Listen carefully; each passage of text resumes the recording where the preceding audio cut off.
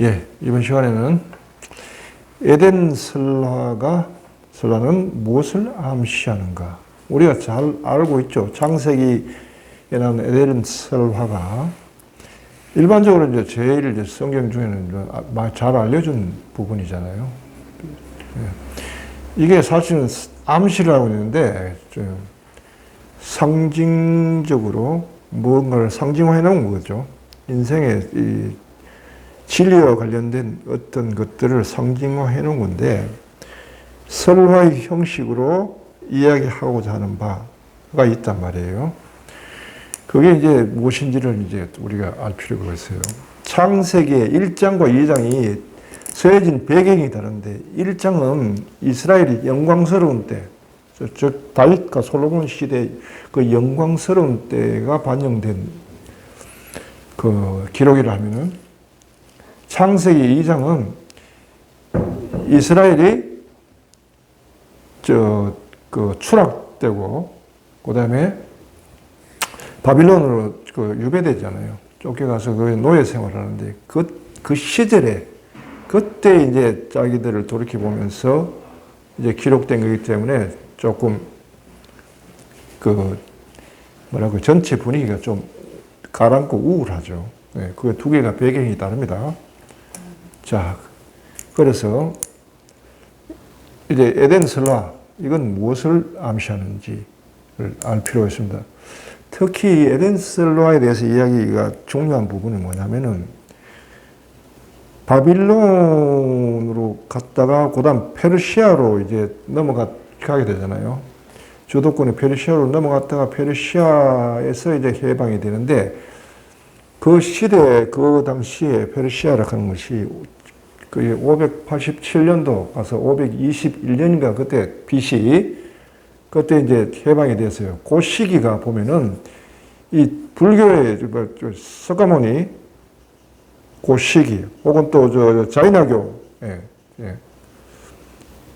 그 탄생 시기가 맞물려요. 그래서 동서양이 거기에 만나는 교차점이 형성되는 거예요. 그러면서 창세기 2장, 3장, 에덴 설화가 얘기하는 바가 이쪽, 동양 쪽에 이게 사상과 맞물려 가지고 암시하는 바가 상당히 상징적으로 의미가 있는 거예요. 그래서 오늘날은 이 뜻이 무엇인지를 이제 밝히는 것이 사실 굉장히 의미 있고 중요한데요. 그걸 한번 해보도록 하겠습니다. 자, 창세기 2장에 나오고 3장, 2장부터 3장까지 전체를 아울러서 전개되는 에덴 설화는요, 하나님께서 인간을 창조하셔요. 인간은 흙에서 취해서 하나님의 입김을 불어넣어서 생명체로 탄생합니다. 그래서 처음에는 이름이 없었어요. 이름이 없었어. 아담이라는 이름 나중에 나와요. 당신이 만들어놓은 에덴에 살겠다. 에덴에 살았는데 하나님이 그 에덴에서 관리를 맡기죠. 네가 이 관리해라. 여기 있는 것 대신에 여기 있는 것은 모든 과일들 다 아무것도 좋다. 딱 하나, 선과 악을 알게 하는 지식의 열매. 그건 먹지 마라. 그걸 먹는 날 넌 죽는다. 라고 했어요. 그런데 이제 뱀이 피조물 중에 이제 한 뱀이 유혹하죠. 그래서 이제 그 유혹에 여자 이브한테 유혹을 해요. 그리고 이브가 넘어가서 따먹고 그거를 아담에게 줍니다. 아담이 먹고 나니까 이제 눈이 밝아졌다. 눈이 밝아져가지고 보니까 그들이 알몸이 됐더라. 알몸인 것이 보였다. 그래서 두렁이를 만들어서 몸을 가렸다. 그 다음에 이제 동산을 그릴, 저녁이 돼서 하느님이 동산을 그리는 그 소리를 듣고 두려워서 나무 사이로 숨어들었다. 그리고 하느님이 부릅니다. 너 어디 있느냐? 너 어디 있느냐라고 부르니까 아담이 이제 하느님이 두려워서 숨었다 하니까 누가 그 선악과를 따먹으라고 하더냐 하니까 아담은 이 여자가 그랬습니다. 그 여자는 이 뱀이 그랬습니다. 하고 그 다음에 이제 하나님이 뱀부터 시작해서 뱀, 여자, 남자. 그걸로 이제 네가 어떻게 되리라는 것을 알려주죠. 뱀은 너는 평생 배로 기어다녀야 된다. 그 다음에 여자, 너는 산고의 고통을 겪을 것이다. 남자, 너는 평생 일을 해야 먹고 산다. 이게 그냥은 먹고 살 수가 없다. 투쟁해야 됩니다. 사는 삶을 주시는 겁니다. 그래 하고 그 다음에 그걸 먹었으니까 너희는 죽을 것이다. 생명이 죽는다는, 생명이 꺼진다는 거예요. 죽음이 발생한다는 거죠. 그리고는 이제 이들이 눈이 밝아져 우리처럼 됐으니까 여기 놔뒀다가는 또 다른 나무, 생명의 나무를 따먹고 영원히 살면 안 되겠다 해가지고 하나님이 두 사람을 추방시킵니다. 추방시키면서 그 다음에 에덴에 불칼을 설치해가지고 접근을 못하도록 막아버렸죠. 그래서 다 쳐버렸죠. 이게 이제 에덴서로인데 이것이 암시하는 바가 뭐냐? 물론 유다인들의 선악과는 율법을 가리키고요. 율법을 어긴 그 결과가 에덴이라는 곳에서 추방돼서 즉 이스라엘이라는 자기 땅에서 하나님의 성전을 모시고 가나안 축복된 가나안 땅에 살던 그 삶에서 쫓겨나가지고 노예 생활하는 자기들을 비유하지만은 또 이스라엘 역사 그 자체는 이스라엘 역사는 사실 상징의 역사입니다. 모든 인간 인류의 그것을 상징화해 놓은 역사인데 그것이 또 암시하는 바가 뭔가 하는 질문에 또 봉착하게 된 거죠. 결국은 인간 전체에 대해서 이 설화가 암시하는 바가 뭔가라는 질문을 던질 수밖에 없고요. 여기에 대해서 이제 차례차례로 하나 풀어봅시다. 첫째, 에덴은 뭘 암시하는가? 에덴에서는 나 의식이 없는 상태예요. 예, 선악과를 따먹기 전이니까 선악과 따먹은 게부터 나 의식이 발생해집니다. 선과 악을 알게 하는 지식의 열매라 하는 것은 선인지 악인지를 가름하려면 기준이 있어야 되잖아요. 기준이 뭐냐? 그게 나라는 거예요. 그런데 나라는 이름은 우리가 하도 이제 나라는 이름은 나는 누구다 해가지고 나가 난 줄 아는데 실제로 나라는 이름은 오직 하나님께만 속하는 이름이에요. 성경에 진화 하면 진화는 곧 하느님을 가리킵니다. 하느님 위에는 나라고 이름 붙일 수가 없어요. 아무도. 나는 아담이다. 따먹고 난데 나는 아담이 됐죠. 이게 끔찍한 역사란 말이에요. 이 뜻은 아담이란 이름, 아담이란 유한한 개체가 나라는 무한한 짐을 지게 됐다는 거죠. 인간이 신의 짐을 지는 운명을 살게 되는 걸 나는 아담이다 라는 말로 정의되는 겁니다. 예. 나는 김아무개다 하고 자기를 의식할 때 삶이 의식되고 어떻게 살아야 될지 그 다음에 죽음이 의식이 되고 하는 그것이 인간 자체가 삶 자체가 고통으로 변하는 거죠. 자, 그래서 선악과는 나의식이 발생하는 것이라면 에덴은 뭐예요? 나의식이 발생하기 전이거든요. 우리가 나의식이 발생하기 전의 경험은 오직 하나뿐이에요. 삼매. 삼매에서만 나의식이 없어요. 나라는 게 없어요. 에고의 그림자가 없어요. 그러니까 그것이 지복입니다. 지복의 상태고 지극한 행복의 상태고 그 다음 빛의 상태고요. 그 다음 모든 것이 열려다 보입니다. 어두운 방에 불이 들어온 거랑 똑같아요. 모든 사본이 있는 그대로 볼 수 있고 적각적으로 봅니다. 여기는 논리니 추론이니 하는 시간을 흐름에 따라 전개되는 이런 게 필요가 없어요. 보는 즉시 알 수 있는 지혜의 세계고 그렇습니다.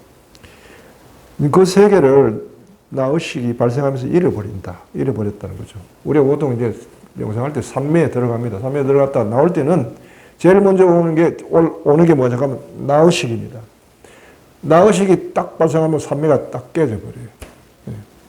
그래서 이제 선악과 앞에는 에덴은 삼매 상태에 있었단 말이에요. 아직 아마 이때는 아직 완전한 삼매는 아니에요. 본인이 그저 하나님의 축복으로 얻어 걸린 거지. 그런 상태에 있었기 때문에 그것의 가치를 모르고 있었죠. 그러다 이제 나의식이 생기니까 홀로 내가 보이니까 주변에 있는 건 뭐예요? 전부 다 나와 대척되는 거예요. 그리고 전부 다 낯선 거예요. 막 공의식이에요. 우주의식이라고. 공의식이에요. 우주의식.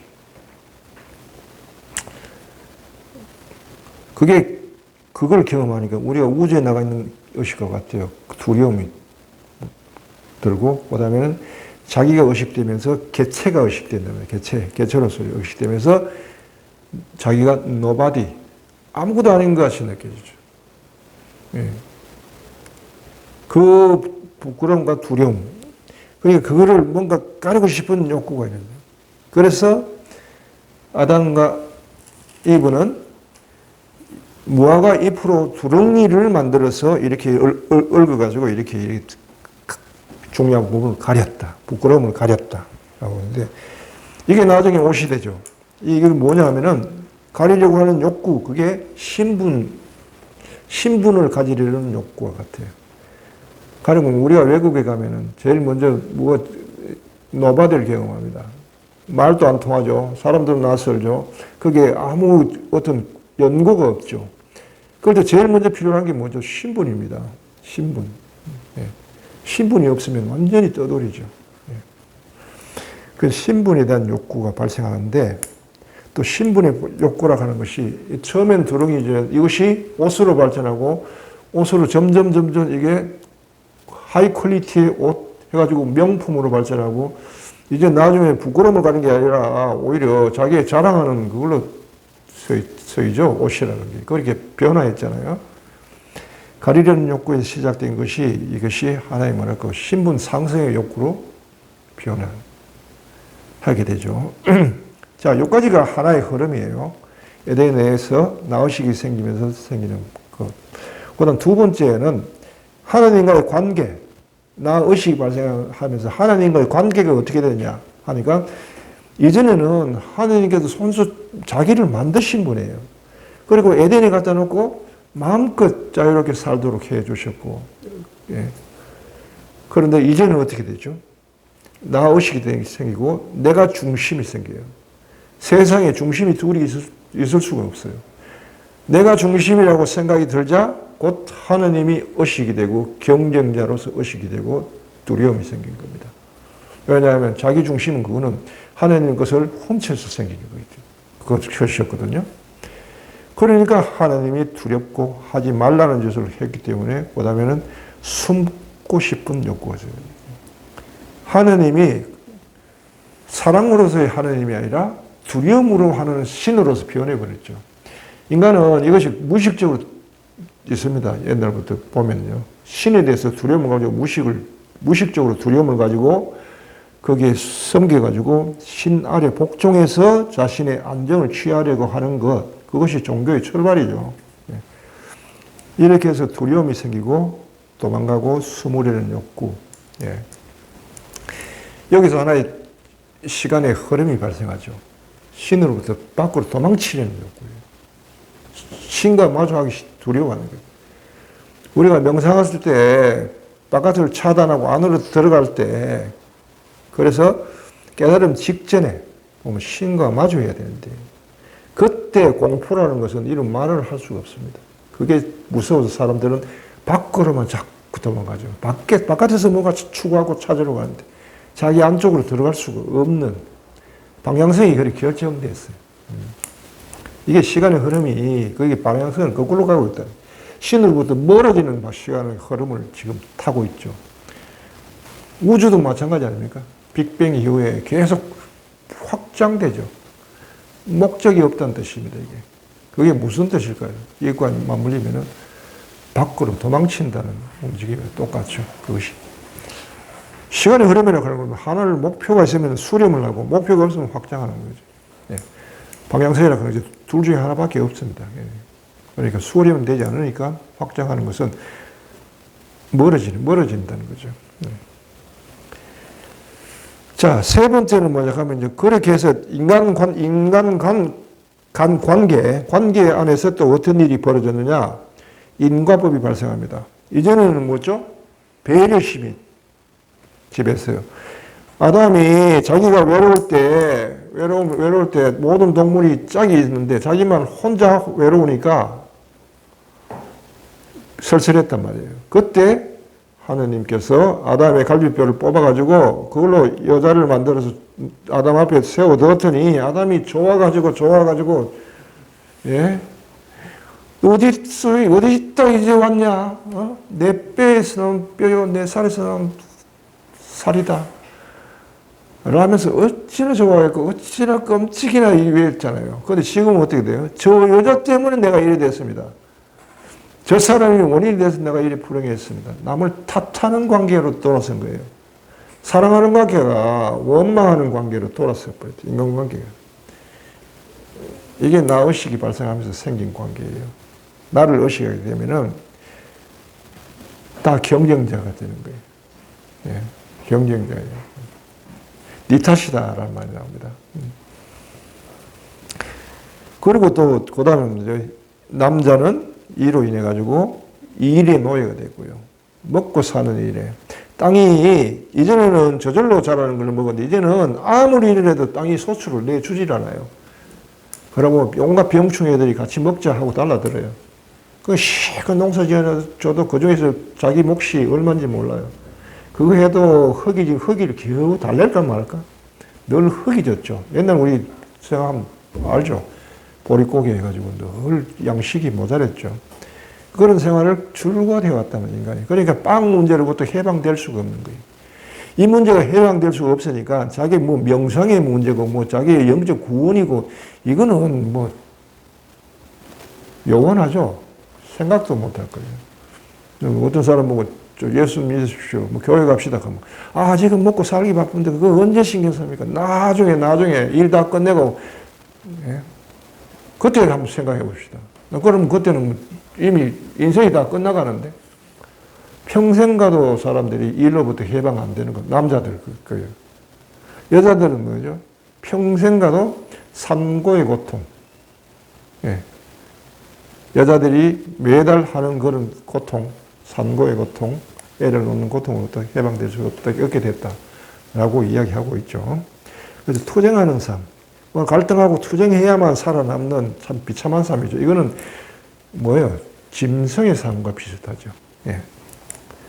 그리고 자유를 상실해서 그래서 자발적으로 할 수 있는 자발성이 상실돼 버렸어요. 예. 그래서 조건이 붙어야 뭐 일을 하고 동기가 일을 하고 저절로 뭔가 우러나와서 뭘 남을 위해서 해주고 뭐 하는 거를 인간이 잃어버렸다는 거죠. 그 다음에 죽음이 발생해요. 죽음이 발생했더니 이 죽음이라고 하는 것이 상실과 그 다음에는 절망, 상실과 절망감.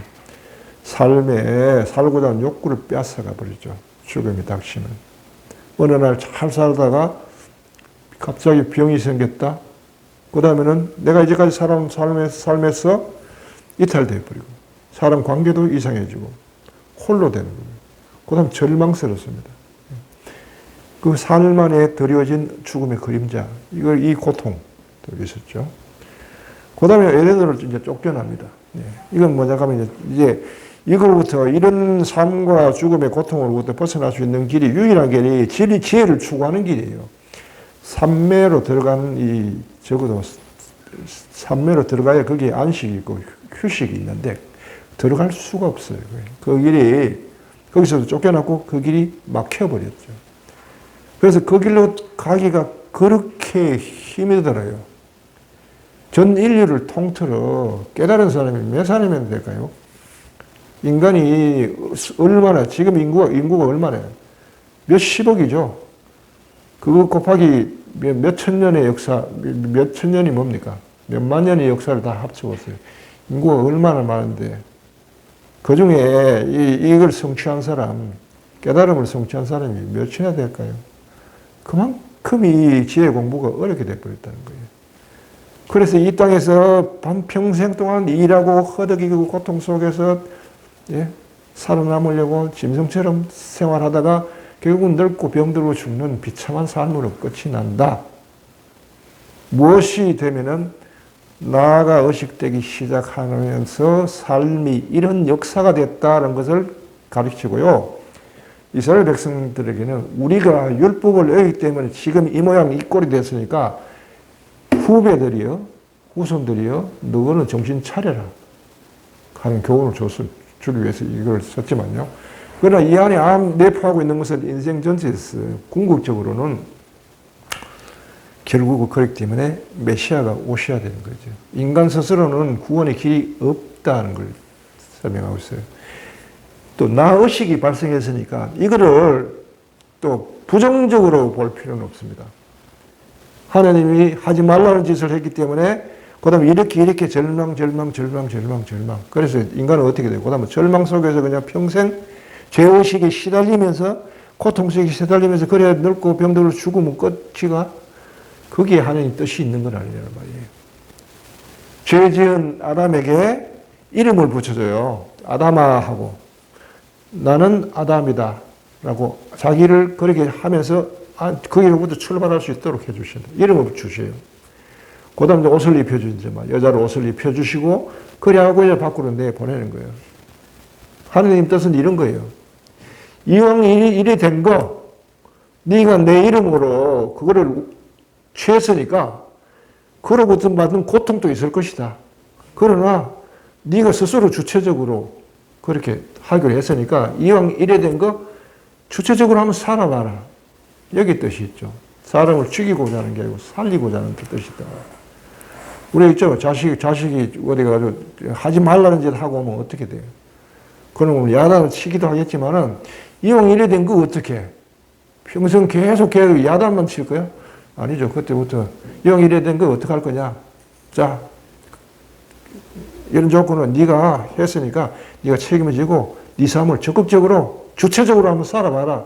이게 부모의 마음이죠. 마찬가지로 하느님도요. 에고가 발생했다, 자아가 발생했다는 데 여기서 이제 특징이 있어요. 크리스천에서는 에고를 부정하지 않는다는 거예요. 예. 에고가 없어져야 무아가 돼야 하나님을 체험한다. 그거 아니고 물론 무아가 돼야 하나님 체험합니다. 그러나 에고를 없애는 방법이 에고가 있어가지고 내가 이래 됐으니까 에고를 없애자는 게 아니고 에고가 스스로 주체적으로 자발적으로 스스로 사랑을 실천하면서 자기를 없애는 길, 그게 주체적인 길이에요. 남을 배려하는 삶, 니만 챙기지 말고 남을 배려하면서 살아 라는 것이 하느님의 뜻이고요. 그렇게 사는 길에서 나중에 구원의 희망이 이 안에 담겨 있는 것입니다. 자, 오늘은 에덴설라가 무엇을 암시하고 있는지에 대한 강의를 했습니다. 여기까지입니다.